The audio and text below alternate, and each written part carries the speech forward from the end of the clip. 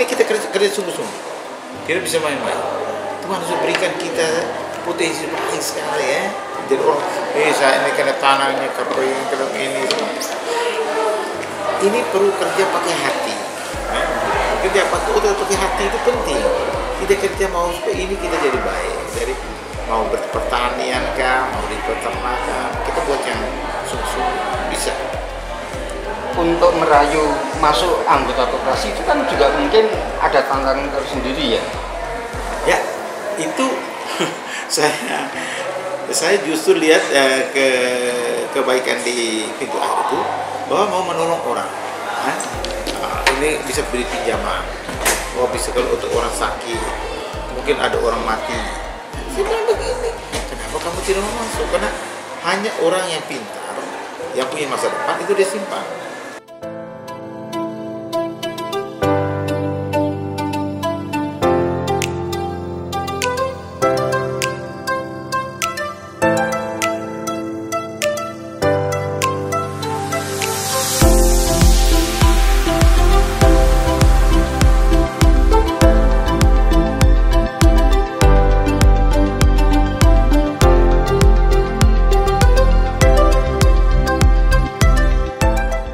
Selamat siang Romo. Selamat siang Pak. Kami dari tim UKM Aufi ingin tahu lebih banyak tentang keterlibatan imam untuk menyejahterakan masyarakat secara iman, secara ekonomi. Romo bagaimana bisa tertarik tentang penyejahteraan ekonominya? Oke, terima kasih. Saya ini sebagai pastor selalu berpikir itu. Jadi Yesus itu penyelamat itu untuk rohani jasmani. Jadi sebagai pastor saya masuk di koperasi itu, aspek itu rohani jasmani. Jadi aspek rohaninya saya mendidik, mengajar tentang iman dan semua. Tapi aspek ekonomi sangat penting. Ya, bagaimana kita bisa menolong orang supaya orang hidup lebih baik. Pembangunan manusia seutuhnya, saya selalu pakai pembangunan manusia seutuhnya, rohani dan jasmani. Ini pastoral saya. Adakah kesulitan misalnya Romo menemuin umat yang mungkin kurang mampu atau kurang beruntung gitu? Seperti apa kondisinya ketika harus hadir di tengah-tengah mereka? Itu pengalaman saya banyak sekali. Jadi saya kan selalu pastor, saya selalu pikir kelompok-kelompok. Saya pendekatan manusia, dari kelompok-kelompok saya tahu. Oh ini orang ada kesulitan, tanya kira-kira kamu macam apa? Nah, oh saya kesulitan ini, sebagai petani, apa yang dibuat? Kamu sampai sekarang macam mana? Dan itu saya satu kesempatan bisa mendorong mereka. Baru dan itu iman lagi, doa banyak, kerja banyak. Tanpa doa itu tidak berhasil. Jadi ini kita kerja sungguh-sungguh. Kita bisa main-main. Tuhan sudah berikan kita potensi baik sekali ya. Jadi orang, saya ini kena tanahnya kering, kena ini. Ini perlu kerja pakai hati. Kerja pakai hati itu penting. Kita kerja mau supaya ini kita jadi baik. Jadi mau berpertanian kah, mau di peternakan, kita buat yang sungguh-sungguh bisa. Untuk merayu masuk anggota koperasi itu kan juga mungkin ada tantangan tersendiri ya. Ya, itu saya justru lihat kebaikan di pintu air itu bahwa mau menolong orang. Ini bisa beri pinjaman, bisa kalau untuk orang sakit, mungkin ada orang mati. Saya bilang begini, kenapa kamu tidak mau masuk? Karena hanya orang yang pintar, yang punya masa depan itu dia simpan. Simpan itu untuk masa depan, bukan simpan masa lalu. Ya, simpan sedikit-sedikit ini, nanti jaminan. Kalau kita sudah simpan, berarti kita pinjam. Pinjam. Dengan demikian, sebenarnya di koperasi ini baik. Kita pinjamkan 3 kali saham. Jadi kalau kita simpan 1 juta, kita dapat pinjaman 3 juta. Kenapa kita tidak mau? Bordong bunganya rendah. Ya dong. Itu saya punya prinsip tuh. Jadi kamu siap. Sudah itu ada soul case lagi sana. Kalau kamu ada sakit, ada jaminan. Mati pun ada jaminan. Ya. Jadi kalau orang yang simpan itu berarti dia sudah mempersiapkan diri untuk mati. Dan itu menolong keluarga.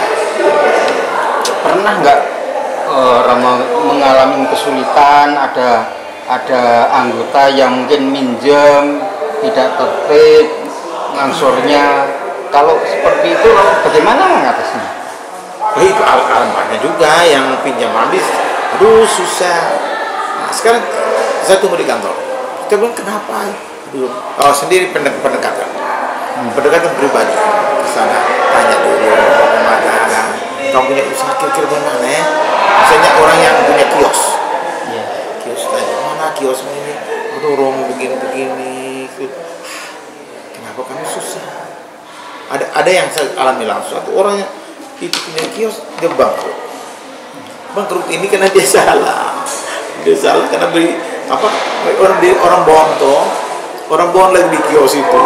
Saya tidak boleh. Kalau dia bohong, dia bayar dulu. Kalau sudah bohong, makanya jangan. Jadi saya juga bukan sekedar marah, mereka tidak ada guna. Jadi mendampingi mereka sebagai ini umat untuk menyadarkan mereka. Sebelum bohong buat kios itu bagus, tapi jangan kasih orang bohong satu kali mungkin bohong, tapi kalau bohong 2-3 kali dan jumlahnya berapa? Aku bilang kalau bohong hanya dia 25.000, 30.000, oke, tidak apa. Kau orang bohong gitu sampai 100-200.000. Dia begitu kah? Sebenarnya belajar dari kesalahan ini. Kalau begitu caranya begini, kalau ada keuangan kurang, kau pinjam tambah. Tapi dengan itu kamu mulai belajar. Jangan lagi buat yang kesalahan yang lalu. Jangan kasih bohong. Kalau kasih bohong pun harus dengan jumlah tertentu. Bisa.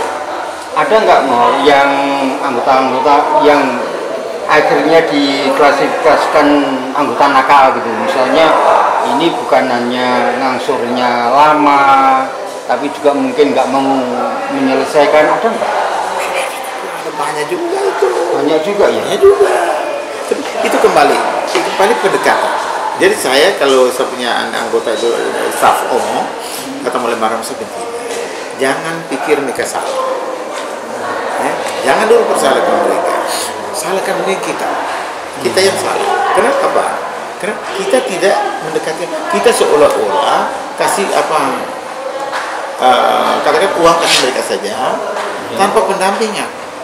Sebab koperasi beda. Koperasi ini persatuan manusia. Jadi setelah kita kasih pinjam, kita harus tahu dulu dia pinjam untuk apa. Dan kalau dia ada macet, kita ke sana. Kenyataan sekarang adalah kita kurang mengunjungi mereka. Maka mereka begini, mereka macam seolah-olah macam tidak diperhatikan toh. Nah, ini. Jadi Romo selalu keliling ya, umat-umat yang anggota itu ya? Iya, yang mendekati mereka. Kalau ada waktu, kita sekarang bukan butuh waktu banyak, kita hanya peringatkan saja. Bagaimana kamu itu? Sudah. Itu promo. Minggu depan kamu kasih sedikit. Kamu harga diri di mana? Ini soal harga diri. Atau kalau kamu tidak bayar, itu berarti kamu membunuh diri. Lain kali kamu pinjam, tidak akan dilayani lagi. Kok begitu? Iya. Jadi pendekatannya iman ya? Iya, pendekatan dari hati ke hati. Jangan macam petugas. Saya juga marah sama orang ke sana, kamu cepat bayar, kamu tidak boleh. Ini persaudaraan. Kita koperasi itu persatuan manusia. Ya saling percaya dulu dia dan dampingi dia. Yang Romo dampingi ini anggotanya yang terbesar dari komunitas apa?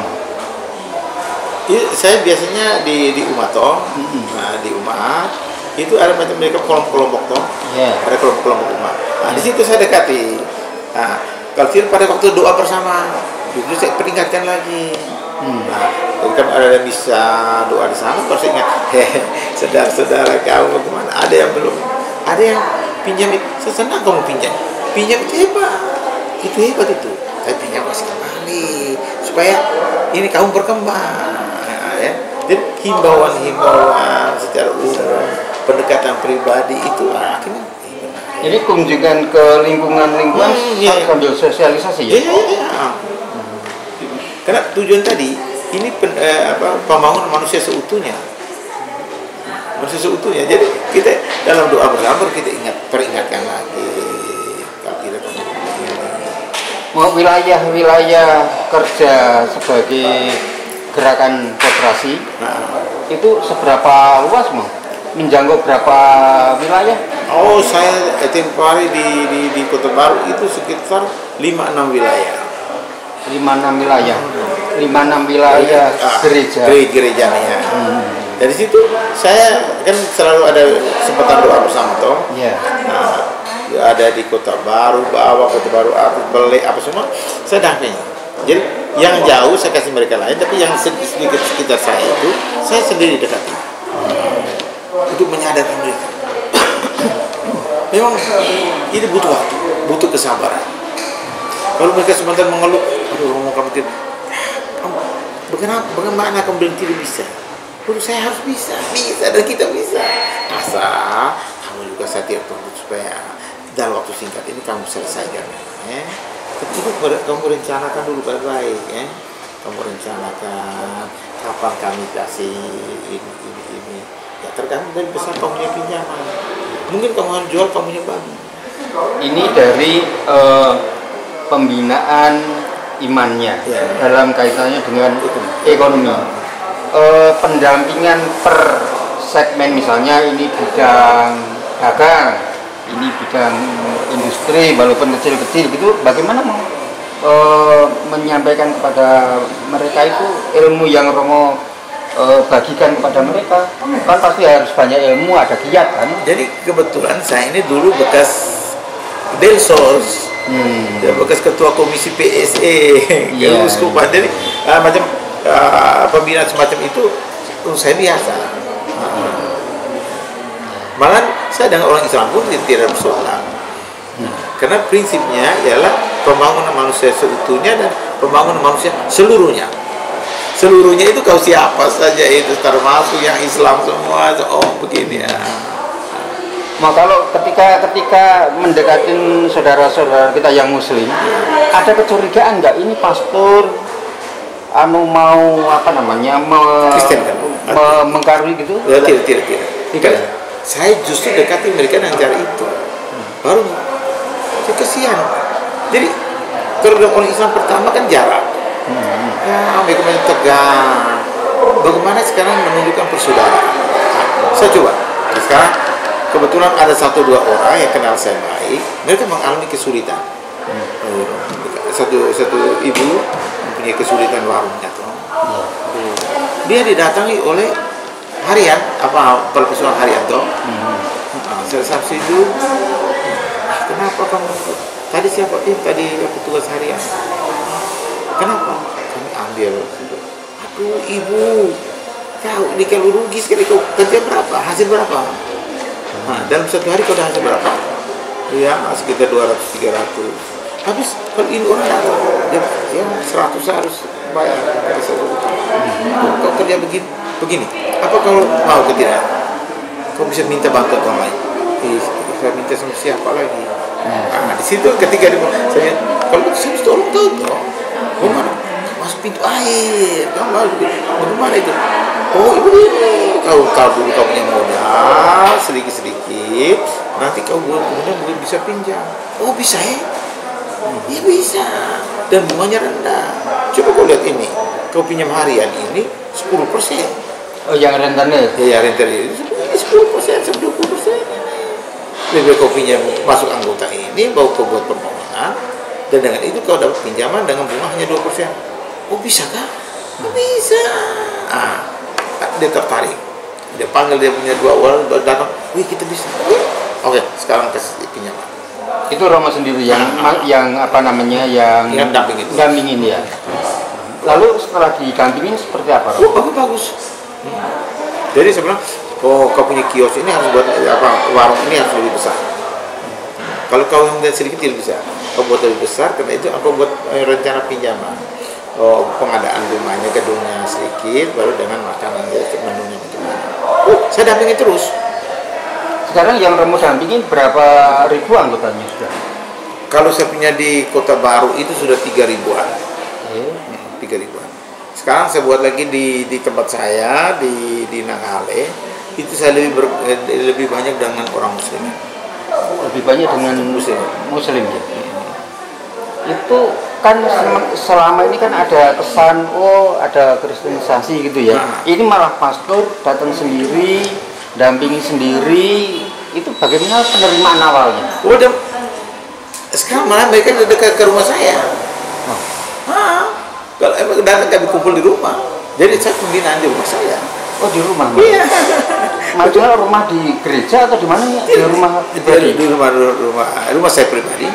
Oh, kami duduk asik begitu. Sekarang kami relasinya lebih bagus. Relasi luar biasa. Kalau saya jalan juga mereka, Bapak mau kemana? Saya juga tegur mereka ya. Ingat, tapi kamu pinjam ya. Kalau melihat presentasi kesejahteraan, itu seberapa tinggi presentasi kenaikannya? Dari awal ya, artinya misalnya awal baru begini, sekarang menjadi begini gitu. Kelihatan kecil. Tapi ini perlu pendampingan terus. Kalau tidak bisa. Karena banyak orang, maaf kalau saya bedakan antara orang Islam dan orang Katolik. Orang Katolik tidak punya rencana terlalu banyak. Nah, itu rumah damai. Tapi di Islam, orang Islam punya perencanaan lebih real. Jadi kalau mereka membuat penangkapan ikan, ikan kamu tangkap ikan apa? Ini segala macam. Pinjaman berapa? Apa yang kamu buat? Itu Pak. Mungkin mental bisnisnya lebih kuat di kalangan muslim. Tapi memang harus didekati juga. Tapi untuk saya ini kesempatan. Persaudaraan kita toh. Saya jadi mereka bilang, satu kali kami ada mau pertemuan, saya waktu itu ada doa. Mereka pulang, besok mereka datang lagi. Romo, kenapa kemarin kami datang ke Romo tidak? Saya ini imam. Itu hari Minggu. Saya ini imam. Kami imam itu kerjanya itu melayani umat, pembinaan umat. Seperti kamu punya imam itu toh di masjid itu. Ya saya juga mesti saya punya imam sendiri toh. Oh iya begitu. Makanya kamu itu tahu kami imam itu kerjanya itu omong yang baik-baik lah. Ya gitu. Kalau walaupun kecil kan ada peningkatan. Iya ada. Iya. Romo sendiri sebenarnya ketertarikannya dulu awalnya itu apa sih tertarik untuk menjadi di gerakan koperasi itu? Saya waktu itu mulai tahun berapa itu? Saya koperasi itu waktu tahun 2016 di Toki itu saya sampai undang baik ya kok mungkin karena saya lihat kasihan orang-orang ini macam tidak ada pendampingan. Mereka mau apa? Kerja petani begitu saja, tidak ada arah, tidak. Ini lebih baik saya kampanye. Kamu masuk koperasi kita. Karena di sini kesempatan kita duduk toh, ada cara. Dan saya tiap 2 minggu ada pertemuan di kantor. Kita sebagai anggota itu buat apa? Harus kita ada tujuan jelas. Ingat saya bilang, kamu harus ada tujuan jelas. Jangan masuk anggota koperasi hanya begitu. Kita namanya simpan pinjam. Kita masuk simpan, lalu kita pinjam. Pinjam untuk apa? Pinjam untuk tujuan apa? Ini pengembangan kita punya tuh. Di biaya anak sekolah kita, atau di kampung kita beli pupuk, beli ini, beli bibit itu. Kalau anggota yang produktif berapa persen? Kalau misalnya sekarang akumulatifnya berapa di cabang yang Romo pimpin, yang ketua ini? Itu dari 3.000-an itu yang produktif itu hampir 50-50 gitu. Ya. Itu memang itu kejar mereka itu dibina mereka lagi bagaimana mereka misalnya punya sawah. Kita kalau punya sawah kita bilang begini. Kalau pinjam untuk bajak, untuk bajak sawah, beli pupuk, beli bibit. Nah ini biaya itu kan buat sekali. Ternyata hasilnya bagus. Kalau nggak salah waktu ada seminar kan Romo membicarakan soal garam ya. Itu Romo sendiri punya lahan garam yang dibudidayakan? Iya, saya punya lahan garam sendiri. Berapa hektar? Ini 1,5 hektar. setengah hektar saja. Ini bantuan pemerintah. Nah, jadi ya mereka tidak tahu bagaimana, percayakan sama saya. Romo, kita mau bantu ini dari provinsi. Romo, kami mau bantu Romo untuk buat garam. Mau bantu ke mana? Kita kasih geomembran. Karena saya dulu di Mbai lihat itu hanya dari tanah toh. Ini geomembran. Oh, oke, silakan. Mereka bantu. Oh, tapi kami berikan dalam bentuk bahan. Geomembrannya itu dan balok-baloknya, mesin apa semua. Nah, sedangkan uang cash itu hanya uang kerja pada saat kerja pemasangan itu. Oh, silakan. Akhirnya memang waktu itu saya dengan 20 anggota kami mulai kerja. Hasilnya lumayan. Dari setengah hektar yang dikerjakan menjadi berapa hektar sekarang? Kami kesulitan tanah. Kami kesulitan tanah. Dan tanah ini tanah HGU. HGU usaha, jadi kami kontak ke pemerintah. Sementara itu yang lain orang sudah ambil semua. Jadi akhirnya saya bertahan di setengah hektar tadi. Tidak ada anggota-anggota lain yang mengembangkan itu ya? Hanya Romo sendiri yang setengah hektar yang... Iya sekarang. Itu yang memang masalah ya, memang untuk urusan garam itu kesulitan di geomembran. Dan itu satu omongan pemerintah, tapi pemerintahnya tidak nyambung. Saya malah kampanye Bupati datang di pastoral. Saya bawa garam. Saya bawa Bupati ini emas putih. Apa di emas? Ini Pak, ini. Ya, kami pastor omong lebih enak. Pak, ini Pak, ini. Kepada Bupati siapa? Iya. Kalau begini Pak, bagaimana kita kembangkan lagi di sini? Ya, Bupati, tapi ya nanti kesulitan. Ini Bupati Sika? Ya, Bupati Sika waktu itu. Yang dulu? Dia tidak semangat sama saya kecewa sekali. Ya, tapi nanti kita jual kemana? Ini kita ini katanya ini impor garam toh. Tapi memang kalau dia sikap pesimisnya tidak bisa toh.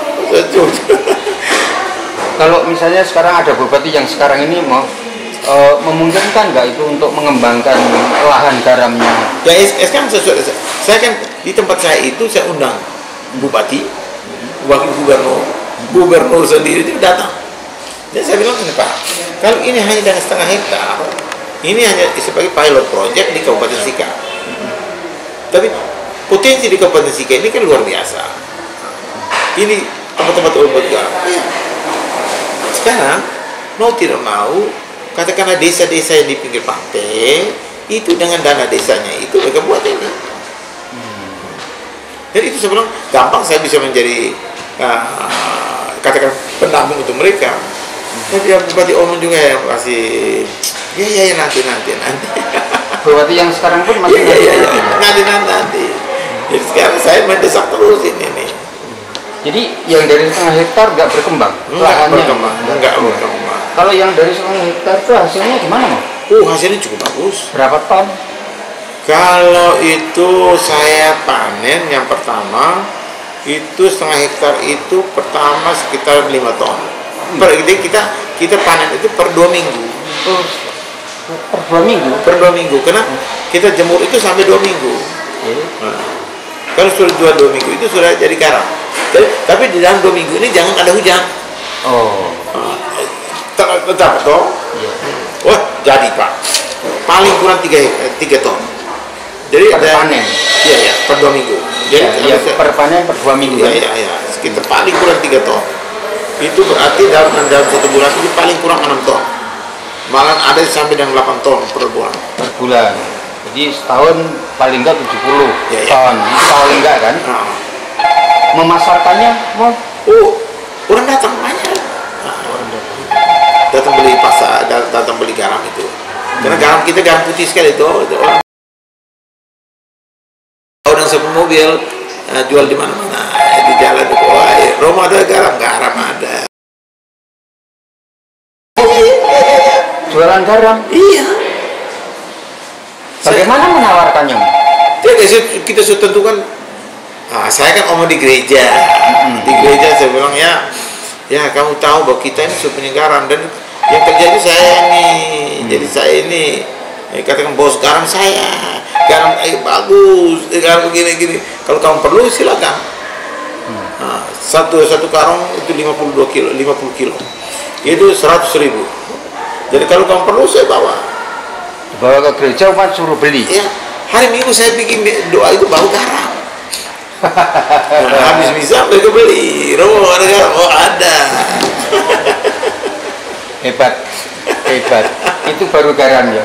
Potensi yang cabang yang Romo pimpin, kecuali garam yang Romo sendiri explore gitu ya. Itu potensi lain apa? Saya memang itu rasa punya hobi. Ya. Saya buat contoh banyak. Misalnya ayam.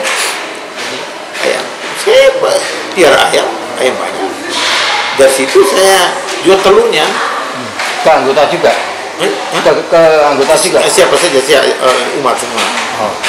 Karena itu kan kalau telur ayam kampung kan ya kemahalan sekitar orang dong. Satu butir kan 4.000. Ya satu papan sudah 10.000. Masyarakat kecil kan tidak mau. Memang tidak biasa makan telur. Iya. Jadi saya jual. Oh, orang ambil habis. Ayamnya berapa mau? Ayam sekitar 30-40 ekor. Betinanya.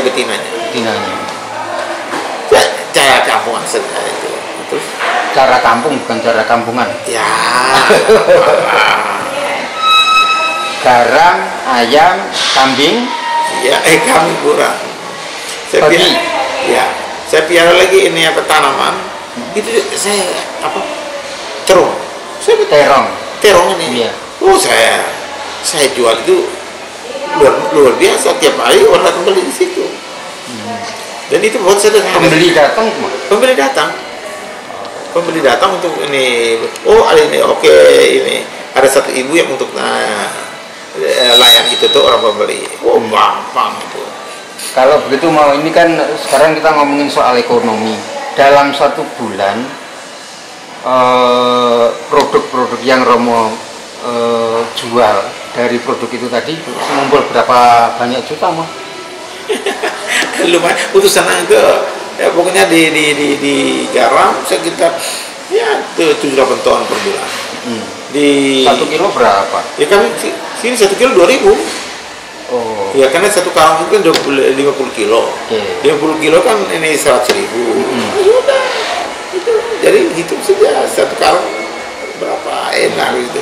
Sudah itu telur. Telur itu saya 1 bulan itu ya mendekati 1 juta. Sudah itu saya bisa terung lagi, terung juga itu lumayan. Sekitar 500-600.000. Sekarang saya usaha lagi yang Cilembu. Cilembu itu ubi itu. Ubi ya. Ubi yang buat di tempat yang manis itu toh, enak itu. Saya beli di Jakarta. Di tempat makan itu di Harga Bogor ada ubi manis toh, beli.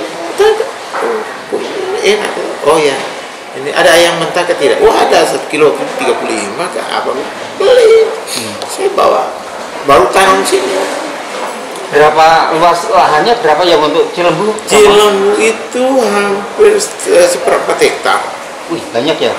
Sudah panen berapa kali? Iya kan panen sudah 2 kali. 2 kali berapa ton? Saya tidak hitung tonnya itu kan orang datang ambil itu. Ini sebenarnya promosi. Okay. Bukan duitnya dulu, itu promosi supaya orang tanam. Ini rumah ini gampang, kamu potong ini, ya, saya potong dan pucuk, ini kamu tanam sudah. Itu. Ada garam, ayam, ubi, terong dengan Cilembu. Hebat.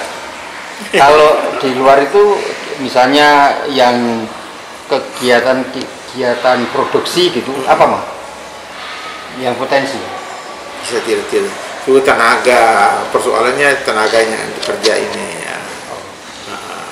Bisa banyak, sebenarnya bisa buat banyak. Babi juga saya mau ini juga. Karena ya memang karena saya dulu ketua PSE. Jadi kalau ini sapi, saya punya sapi. Tiba-tiba 4 ekor. Pengemukan. Oh, pengemukan saja. Wah ini gampang. Tapi kebetulan saya ada mobil Jadi tiap sore saya pergi cari ini daun batang pisang, daun tiap sore sana. Bukannya warga suruh Tidak. Saya sendiri cari sendiri.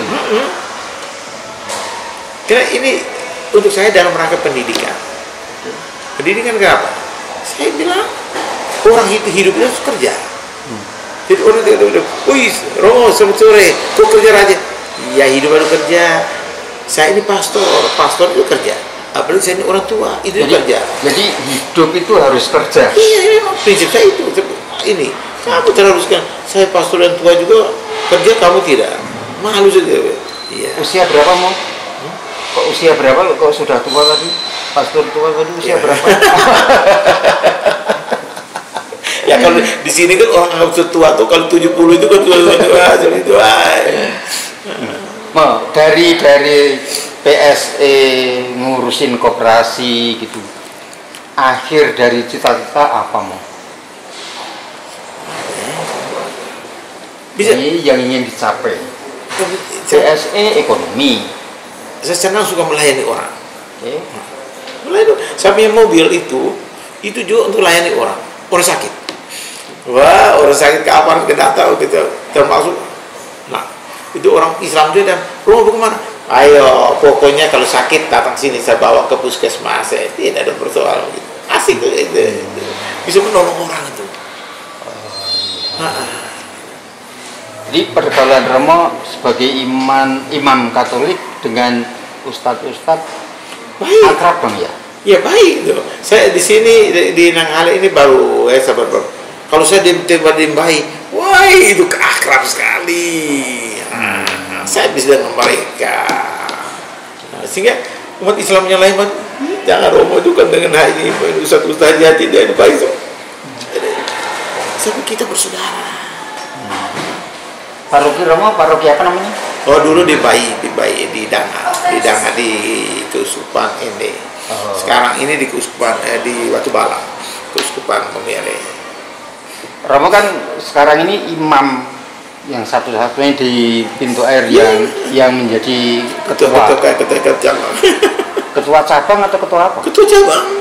Ketua cabang ya. Merintisnya dari komite. Iya, saya memang permulaan saya kembangkan itu di Kota Baru. Akhirnya waktu pembentukan ini kantor cabang, ketua Jano, bilang, itu mesti Romo, tetap jadi ketua.